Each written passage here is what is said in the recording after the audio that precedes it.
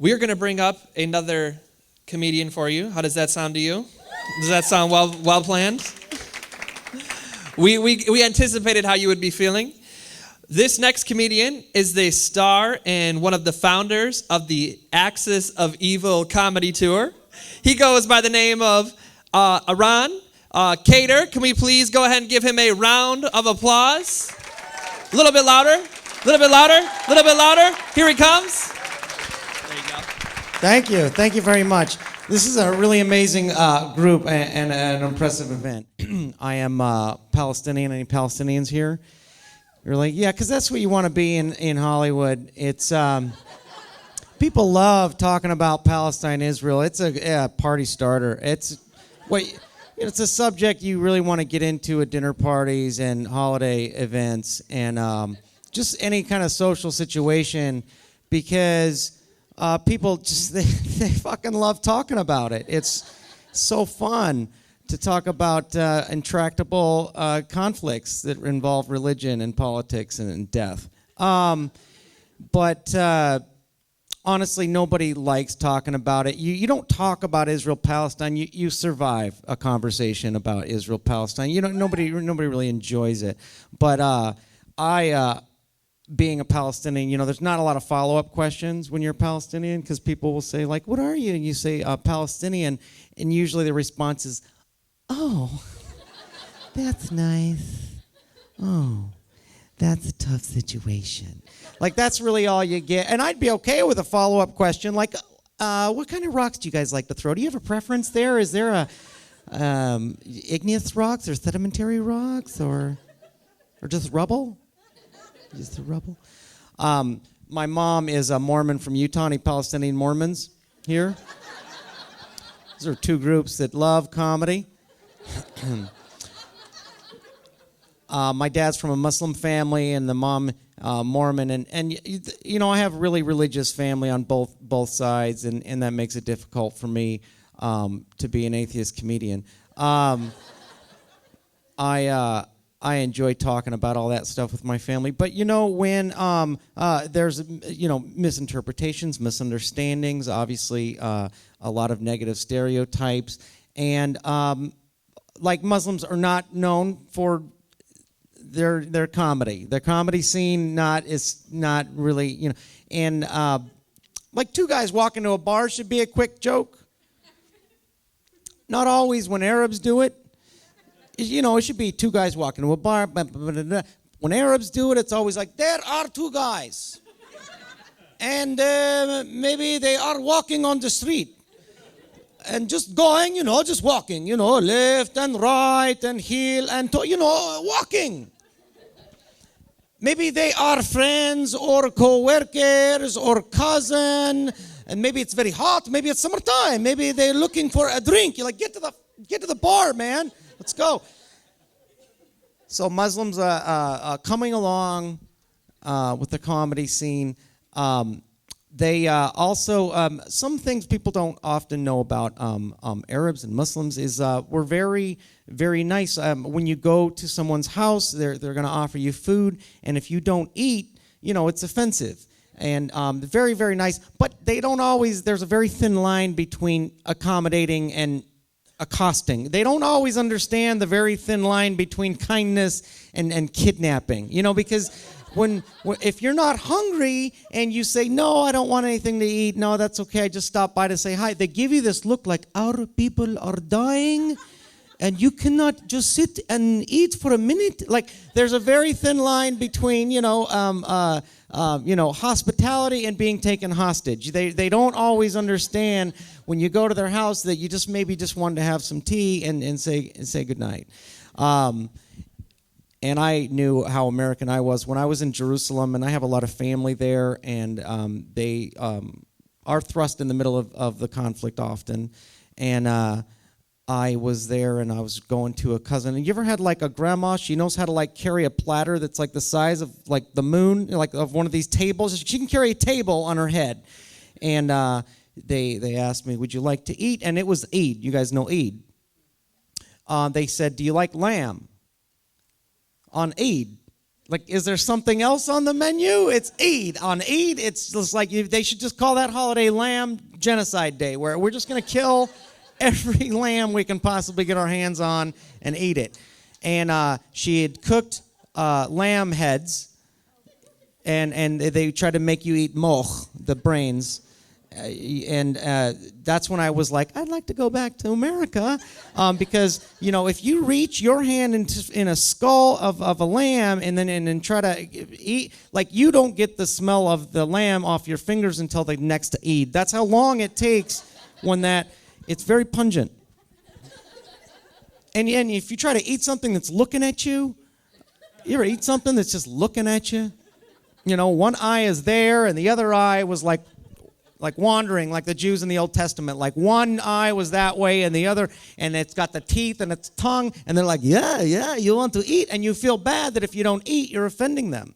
It was a very awkward situation for me. And then we're all sitting, and what happens is the girls go over there, and then the guys go over here, and the guys are just chain smoking and drinking coffee. And Palestinians, what we do is we just talk politics constantly, and it gets tiring.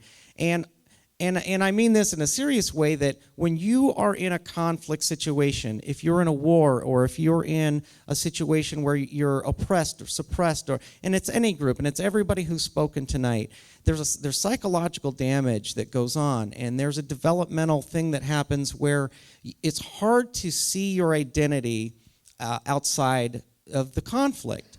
And I think most Jews and Israelis understand this.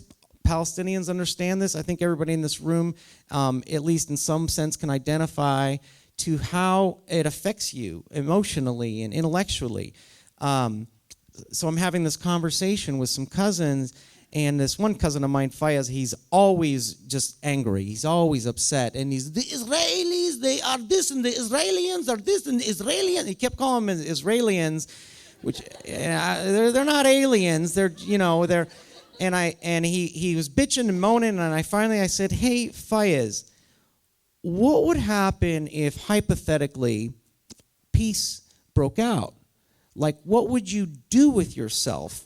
Like, who are you away from this conflict? Who are you? Like, what? And I just said, hypothetically, if peace magically happened tomorrow, what would you do? And he goes, Harun, we will continue to fight.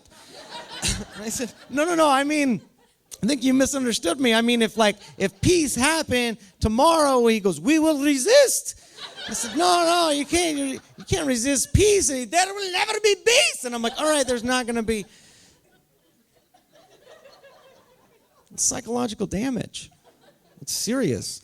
I married a Lebanese woman, and she's great. She's Canadian. She's never even been to Lebanon. She's more into hockey than anything else. But Lebanese, she does a really good job of hiding her Lebanese superiority complex, which is great, because Lebanese think they do everything better. We of all the Arab, we are the best. Our food is the best, our art is the best, our music is the best. When we walk the best. We walk the best, like everything they do. We sleep better. When you get married, it's very awkward. Anybody here get married, and then the in-laws will say stuff like, so, are you trying?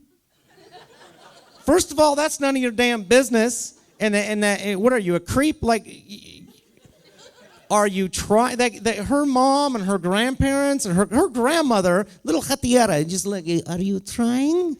I'm like, that's none of your business, lady.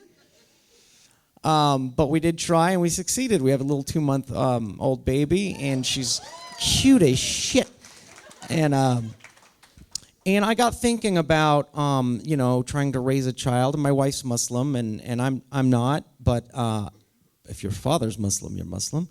But I trying to figure out how we're going to raise this child, and it got me to thinking about how some groups in this world are born with enemies.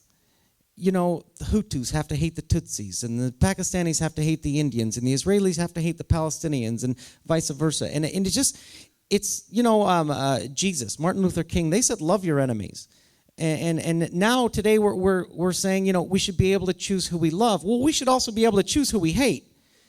You know, and I'm not going to allow my daughter to just hate a group just because she's born into another group. The only group she'll hate are the Dallas Cowboys, and that's about as far as her hatred's going to go. But, you know, it is a complicated situation where you grow up in an ethnic group that is opposed to another ethnic group. And happily, I'm in America where we really can choose who we love and we can choose who we hate. And that is a blessing. We can also choose to drink red wine with salmon, and I think that's a wonderful blessing.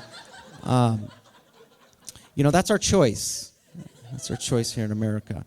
But then, you know, when you're having a baby also, you're not supposed to say anything when you're first pregnant. You know, you don't say anything until you're through that first trimester. Just be on the safe side. But she told her mother, and I told the cable guy because he was in the house for like 3 hours, and you just run out of things to talk about. Hopefully he didn't jinx it. But yeah, and she was not born with a unibrow, thank God.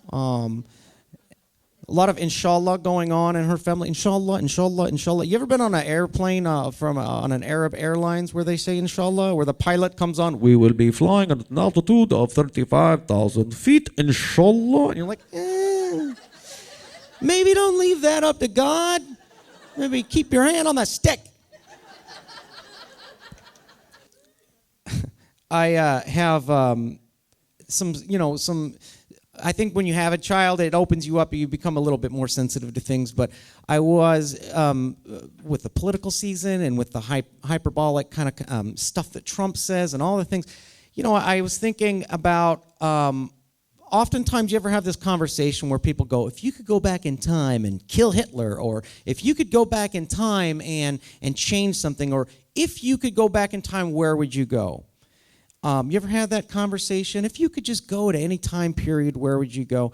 And I was thinking about this recently and how this is the time. This is the best time in human civilization to be alive. And it sounds crazy, right? It sounds crazy because we have a lot of problems in the world. But if you go back in history and all the empires that just crushed and crusaded and murdered and burned people's history and destroyed them, you know, the world is smaller. We communicate easier. It's way easier to make a positive impact on people than it used to be. It's so easy to help. It's also very easy to hurt. But my point is that this is the best time. You don't want to go back in time. There was no hot water pressure. There was no air travel. There was no modern medicine. There was no heat and AC. There was no man groomers. You know, there's a lot of benefits to being alive today. You don't want to go back in time. And I hate to be, you know, Mr. Optimistic Rosie, but keep in mind, this is the best time in the history of human civilization. Obviously, we have a long ways to go, but keep making a positive impact on each other's lives. Thanks for having me.